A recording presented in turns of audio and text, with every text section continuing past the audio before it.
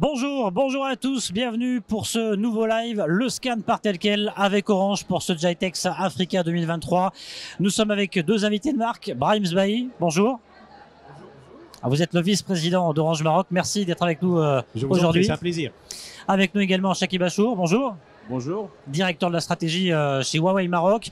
On va parler avec vous messieurs du Cloud, le Move to Cloud, qui est un enjeu essentiel pour le continent africain mais également pour le monde. Mais encore plus pour le continent africain quand on sait qu'aujourd'hui, eh bien, à peine moins de 10% de la data africaine est stockée en Afrique, mais surtout que la data africaine aujourd'hui et le cloud représentent une opportunité économique massive, très importante pour les États africains.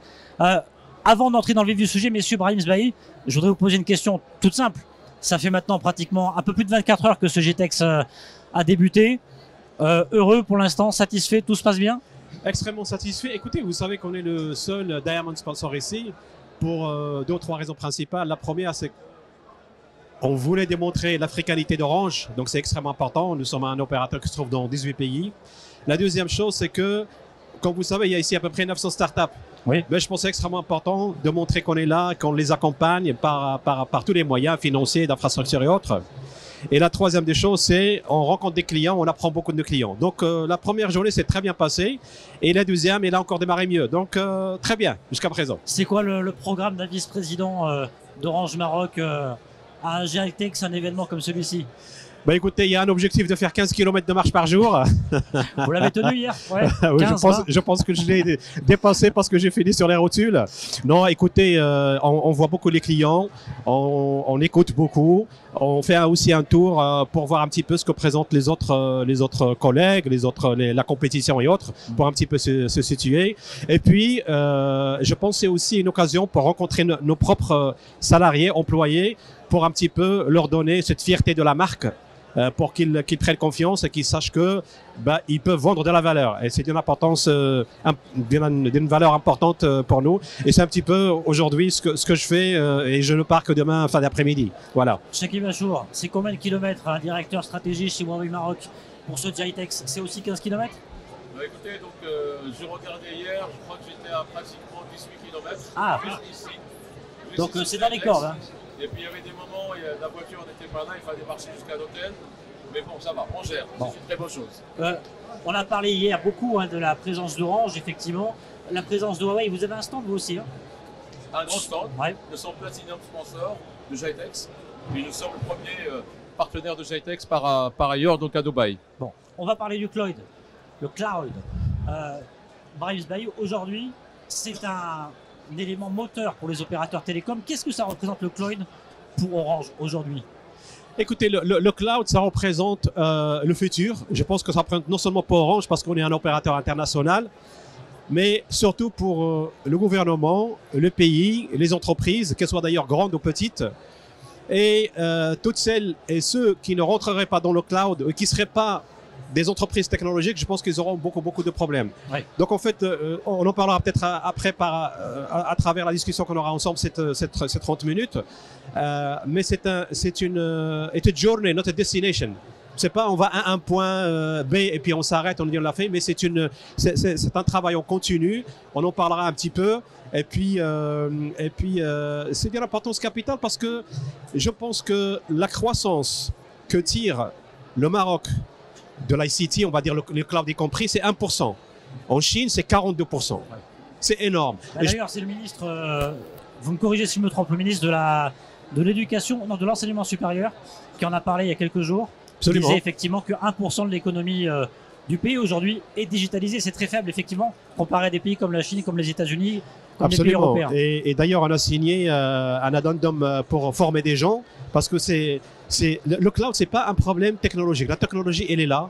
C'est un problème de skills, c'est un problème de software, c'est un problème de capacité pour aider les entreprises et les gouvernements à se cloudifier. Et c'est des années et des années de travail qui ont commencé les États-Unis, l'Europe, ainsi de suite. Et je pense que on le démarre. On va apprendre beaucoup de ce qui a été fait ailleurs. Et encore une fois, comme j'ai dit, je pense qu'on en parlera. Donc oui, effectivement, on a signé. Et il faut absolument qu'on accélère le rythme parce qu'on est à la croisée des chemins. Il ne faut pas qu'on prenne la mauvaise sortie. On rappelle qu'une croissance économique est 2 à 3 fois plus rapide si justement on adopte le digital et donc le cloud. Chakib Achour, aujourd'hui, bon, je pense que si je devais miser une pièce, 95% voire 100% des grandes entreprises marocaines ont adopté le cloud. On a un problème par contre, en revanche, au niveau des TPE, des PME, qui n'arrivent pas forcément toutes à assimiler ou assimilent à degrés divers l'importance stratégique de ce cloud. Pourquoi? Comment vous l'expliquez, vous? Avant de parler des points forts et des faiblesses, justement. C'est un travail de terrain, en fait, ce qu'il faut faire. Hein. Donc, nous, côté Huawei, nous avons déjà commencé donc, un travail sur le terrain pour accompagner les PME et les TPE, également les startups, pour leur offrir des ressources cloud gratuitement. Alors, bien sûr, on ne le fait pas pour tout le monde parce qu'on est obligé de suivre des procédures, donc avoir des critères de choix de sélection de ces startups et les aider effectivement à développer des cas d'usage. Donc, non seulement on leur donne l'accès aux ressources de développement, des outils de développement et au stockage, mais également à les coacher, mettre également des experts à leur disposition pour développer des cas d'usage qui répondent aux besoins marocains. Donc, c'est un travail de fond que nous, côté privé, nous le faisons sur le terrain, mais en fait, pour moi, il faut pour apporter une meilleure dynamique par rapport à ça, c'est le travail que nous on fait avec notre partenaire Orange, mais également il faut que ça soit associé au côté public, au côté gouvernement, les instances côté institutionnel, pour qu'on puisse vraiment aller très très loin sur cette dynamique. Ouais, on en parlera de l'importance justement d'avoir une stratégie cloud, et pas que, mais beaucoup plus importante, beaucoup plus massive à l'avenir, sans doute au niveau étatique et au niveau africain. Sur les opérateurs TPE, PME, aujourd'hui, comment vous expliquez, Brahim Sbahi, que on assimile encore assez peu l'importance stratégique du cloud? Alors, c'est une très bonne question, sincèrement, parce que vous savez, si vous divisez le marché marocain dans 3 grandes parties, il y a le haut du marché ou le très haut du marché, ce sont les grandes entreprises, les très grandes entreprises, il y en a peut-être 500. Vous avez les moyennes entreprises ou les PME, d'accord? Il y en a peut-être 30 000, 40 000. Et puis, il y a sûrement autour de 1,8 des TPE, très petites entreprises.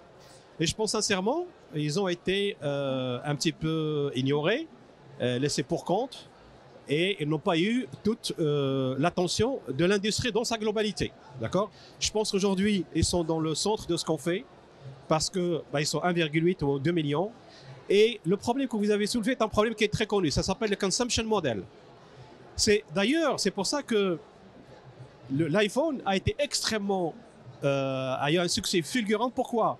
Quand vous l'achetez, vous n'avez pas besoin de training pour s'en servir. Vous servez à peu près pratique, c'est simple. 80% des fonctionnalités, vous en servez. Ouais. Je pense qu'aujourd'hui, comment dire, la clé, elle est dans la facilité de ces produits-là qu'on va mettre à la portée de ces PME pour qu'ils puissent les consommer parce qu'ils n'auront jamais les skills. Un PME, il est une personne, 2, 3, 4, 5, 10, 15, 20, mais il ne peut pas se permettre d'avoir un IT, d'avoir un cloud expert. Donc, il nous appartient aujourd'hui de le faire.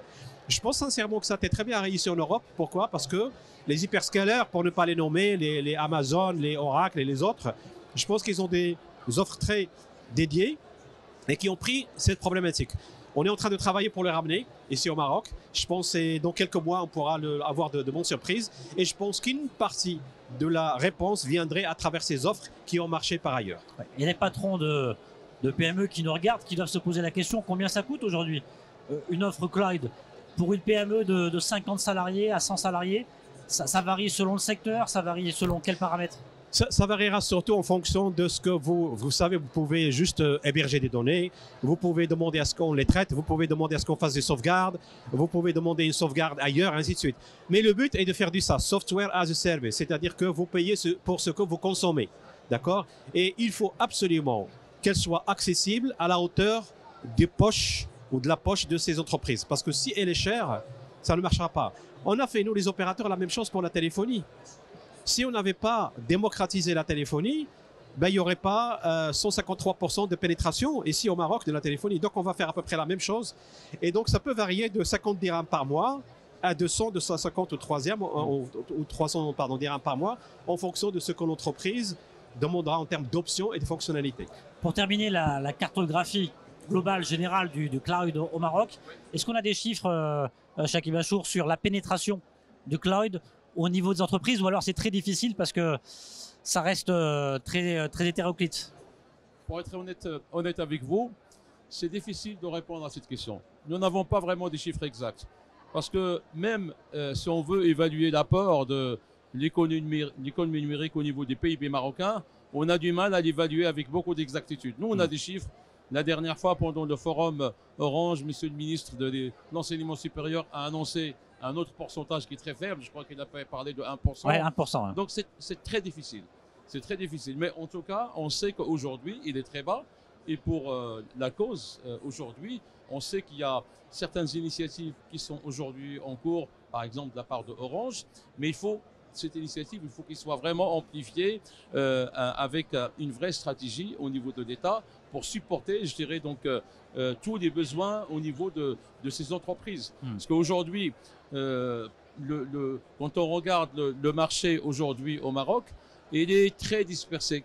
Donc, il y a beaucoup de startups qui ont leurs données ailleurs, sachant qu'aujourd'hui, quand on regarde au niveau de la loi, donc aujourd'hui, donc il y a des problématiques par rapport au stockage de données ici au Maroc, au niveau du territoire national, mais au-delà de ça, il y a aussi donc le US Act, donc la loi américaine, qui peut à tout donner, à tout moment, couper l'accès aux données à ces entreprises. Donc voilà, il y a des vrais problèmes aujourd'hui. Et donc pour répondre à ces questions, donc en fait les chiffres, on ne les a pas aujourd'hui avec exactitude. Alors moi j'ai un autre chiffre à vous donner. J'ai été stupéfait de l'apprendre il y a quelques jours quand j'ai fait mes devoirs. 150 000 mètres carrés. Si je vous dis 150 000 mètres carrés, est-ce que ça vous parle, Bravis Bay? 150 000 mètres carrés, je voudrais bien avoir ça comme jardin, mais ah bon. Oui, moi aussi. L'équivalent en superficie de data center en Afrique. C'est quasiment ce que possède la Suisse. C'est un tiers de ce que possède l'Irlande. On peut aller vite, ça peut être rattrapable selon vous? On peut augmenter la cadence? Je vais vous dire, d'abord, si vous permettez, je reviens à la question que vous avez posée à mon collègue en face. Je pense que on parle beaucoup de la problématique de données et de la résidence des données. Nous, on parle de cloud de confiance et on sait qu'on parle beaucoup de souveraineté des données.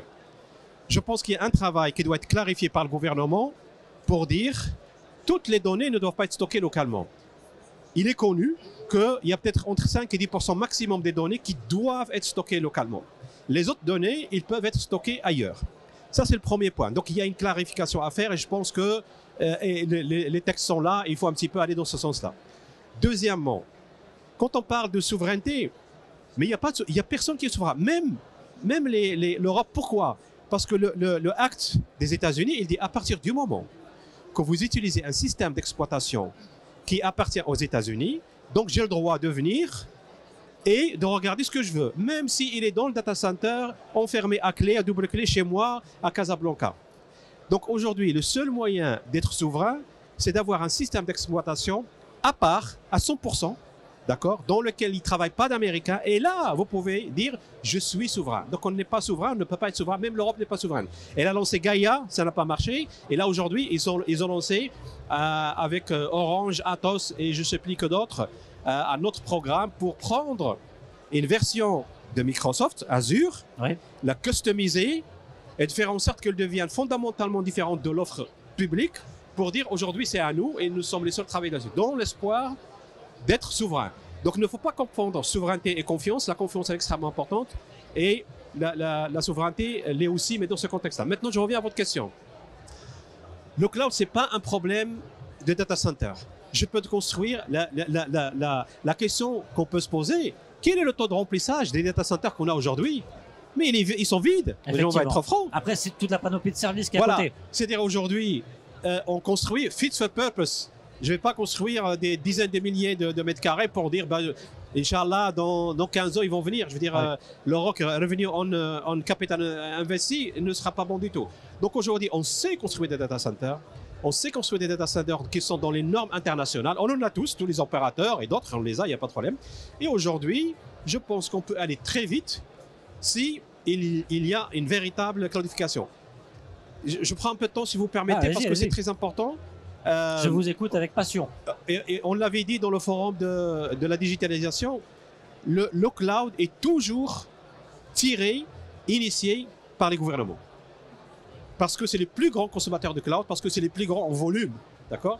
Quand vous voyez, on regarde les Bahreïn, ils ont essayé de le faire, ils ont dit au gouvernement, écoutez les gars, il faudrait absolument que vous ayez vers le cloud. eh bien, quand ils ont fait le point après, il y a peut-être 2-3% qui sont partis. Donc, ils ont défini un Cloud First Act et ils ont dit n'importe qui veut faire une application, sortir ou faire quoi que ce soit, il doit partir sur le cloud. Si quelqu'un a une raison pour ne pas le faire, ben, il faut qu'il vienne nous expliquer. Et qu'est-ce qu'ils ont fait? Ils ont pris le budget. Et donc, vous avez une explosion de la cloudification. Donc, je pense qu'aujourd'hui... Donc ça, c'est une piste de réflexion. Oui, oui, absolument. Mais je pense que le gouvernement, d'après ce que j'ai entendu, ce que j'ai vu hier, je pense qu'ils y vont très fort. Et on a extrêmement bon espoir que ça va aller dans ce sens-là. Donc, les mètres carrés, ce n'est pas un problème. On sait les construire très vite. Jacques Bachour, vous voulez réagir? Ce que je peux rajouter, c'est qu'effectivement, donc aujourd'hui, quand on regarde par rapport à ce panorama, donc on peut conclure rapidement qu'aujourd'hui, l'Europe a vraiment subi l'échec de la mise en place d'un cloud, parce que la souveraineté, c'est un terme qui est très important, mais arriver à un cloud souverain, c'est pas aussi simple que ça. Donc effectivement, nous avons évoqué le cloud de confiance, ce qui est maintenant plus, je dirais, à la mode aujourd'hui en Europe. Mais on voit très bien aujourd'hui, donc les choses avancent très lentement en Europe. Ils ont fait des choix donc de choisir sans nommer des sociétés, des hyperscalers, mais on construit jamais un cloud de confiance avec un hyperscaler. Parce qu'un hyperscaler, il est là pour vendre des services. Je crois que le meilleur choix, ça c'est pas pour défendre Huawei, et ça c'est sur le terrain, nous l'avons fait. Nous l'avons fait avec les Emirates. Regardez aujourd'hui la réussite aux Emirates, à Dubaï, à Abu Dhabi. Donc nous avons fait un travail avec le gouvernement. Et là, eux, ils ont un cloud souverain. Donc c'est eux qui contrôlent leur cloud. Donc nous avons mis plus de 150 personnes dans nos centres de recherche et développement qui travaillent directement avec des partenaires aux Emirates pour développer ce cloud. Aujourd'hui, on voit la réussite aujourd'hui aux Emirates, non seulement au niveau du cloud, mais au niveau de cette transformation de l'économie des Emirates. Nous sommes en train de le faire également avec l'Arabie Saoudite. C'est en cours avec l'Égypte. Nous sommes en train de construire aujourd'hui, dans la région dans le monde qui est de l'Afrique et le Moyen-Orient, d'avoir une offre spécifique de cloud pour ces pays-là. Et là, on peut parler de beaucoup plus d'un cloud de confiance, mais qui peut s'approcher d'un cloud souverain. Donc aujourd'hui, je pense que les solutions existent, mais encore une fois, il ne faut pas se tromper. Parce qu'aujourd'hui, il faut regarder ce qui se passe en Europe. Aujourd'hui, ils ont crément, quand on regarde la France, ils ont raté ce cloud. On parle aujourd'hui de la colonisation numérique. Donc, c'est important. Mais moi, je pense aujourd'hui, nous, le côté cloud, on le porte d'une manière très forte au niveau de notre offre. C'est pour ça qu'aujourd'hui, quand on regarde au niveau de GITEX, donc nous avons une vision. Cette vision que nous avons pour l'Afrique, c'est de libérer des opportunités pour construire une Afrique digitale et verte. Et donc, il faut libérer le potentiel de l'Afrique. Et pour libérer le potentiel de l'Afrique, il faut commencer à construire une infrastructure solide. L'infrastructure solide, c'est la connectivité. Il est inadmissible d'avoir la connectivité. On va en parler tout à l'heure, d'ailleurs, de connectivité dans un prochain live, parce qu'il y a un gros projet qui a été signé. Le câble sous-marin Medusa, 8700 km de long, c'est ça, oui, et qui relie 9 pays méditerranéens et qui va aller dans le sud et qui va relier l'Afrique. Je pourrais en parler 30 secondes après. Bien sûr, à lequel justement Orange se greffe. Donc il faut prendre le cloud, si vous voulez, dans son contexte, il faut avoir une infrastructure solide. L'infrastructure, je crois que c'est le cœur, je dirais aujourd'hui, c'est le pilier fondamental du cloud. Parce qu'on a besoin de cette connectivité pour qu'on puisse utiliser les services du cloud. Donc la partie cybersécurité, on a déjà parlé. Mais il y a une composante qui est très importante de tout ça, c'est l'énergie verte. C'est pour ça que nous, on parle de cette vision de libérer le potentiel de l'Afrique pour construire une nouvelle Afrique numérique, mais verte aussi. Donc aujourd'hui, si vous passez chez nous, nous avons des solutions de data center avec des composants pour capturer l'énergie solaire et l'injecter sur l'énergie électrique avec des solutions de stockage innovantes et faire en sorte d'augmenter, si vous voulez, cette efficacité énergétique. Ça, c'est côté infrastructure, mais après, on peut parler de l'écosystème et le développement de l'économie numérique, bien sûr. Sur le câble sous-marin Medusa, qui a été signé il y a quelques jours, je pense. Non, il a été signé juste avant la fin de l'année 2022, fin décembre 2022. Donc ça va avoir un impact important sur le bassin méditerranéen et ici au Maroc également. Vous savez, on parle des providers de cloud, que ce soit Huawei ou les hyperscalers. Ils viennent dans un pays quand il y a 3 choses. L'électricité, la connectivité, bien sûr, oui, et le business.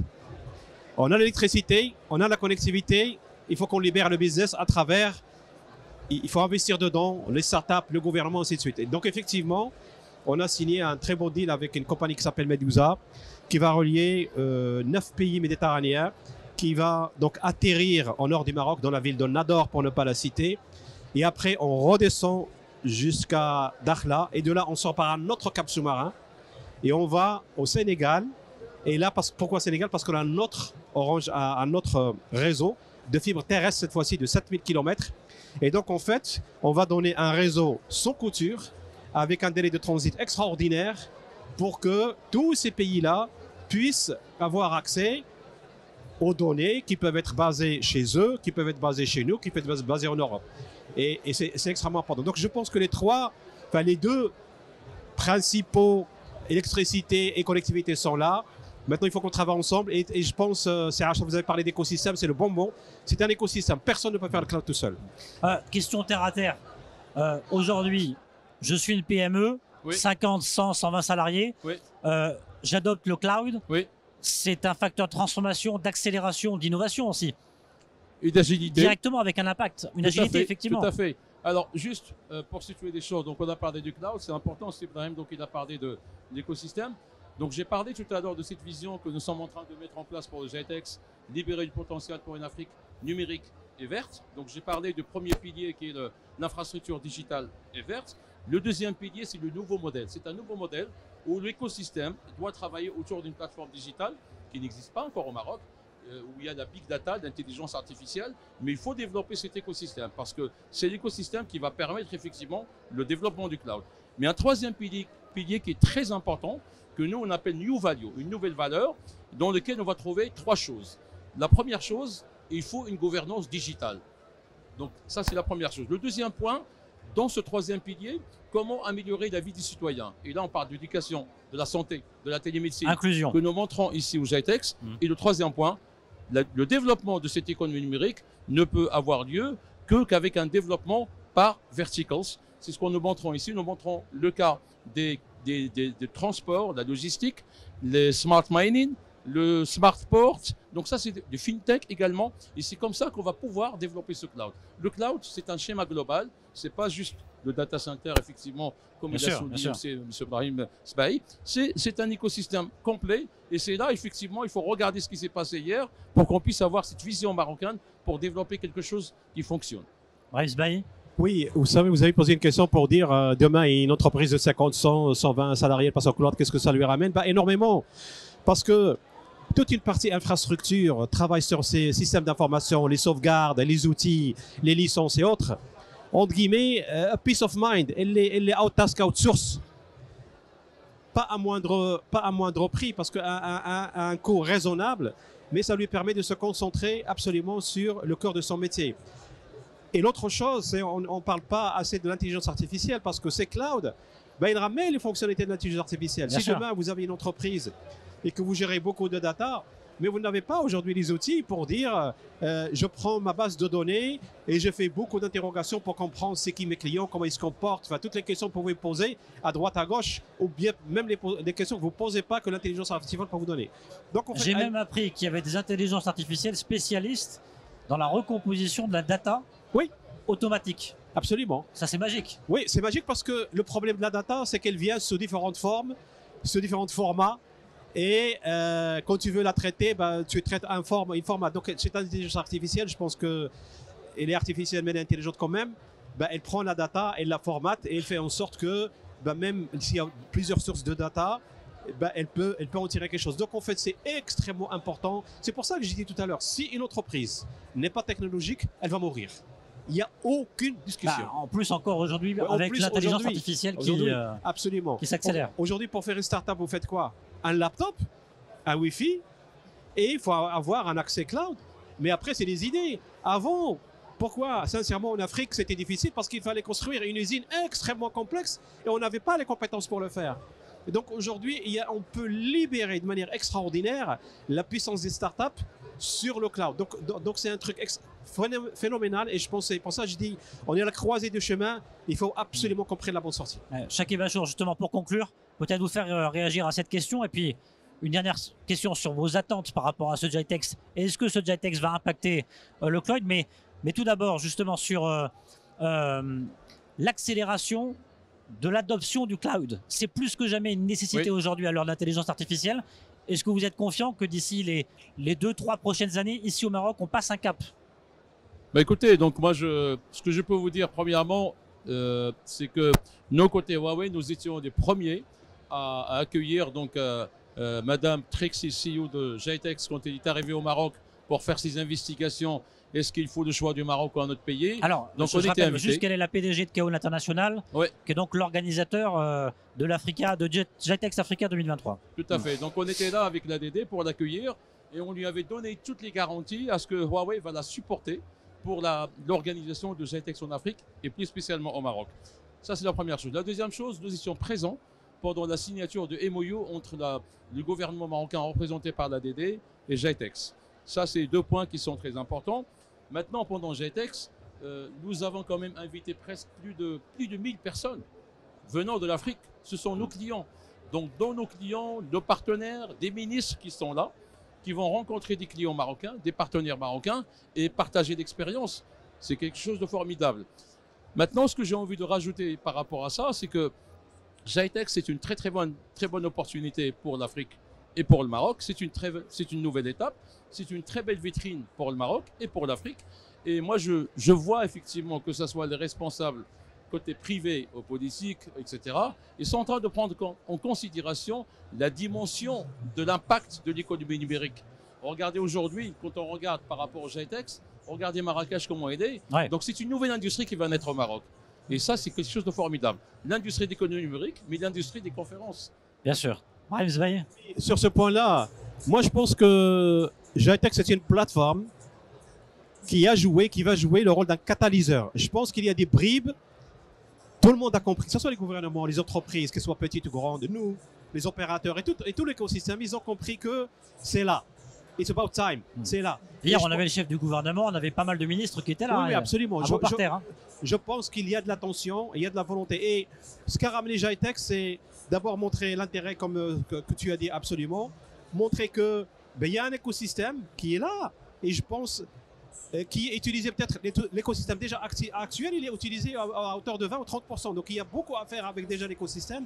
Mais ce qui est très important, je pense, c'est deux autres aspects qui sont importants. Je pense que le Jitex va ramener, dont on a parlé hier, c'est la finance. C'est-à-dire il faut que ces startups aient accès à la finance. C'est d'une importance capitale. Et l'autre chose, c'est la gouvernance. Il faut gouverner, il faut clarifier la data, il faut clarifier toute cette industrie un petit peu digitale pour que les gens la comprennent et puis ça allait vite.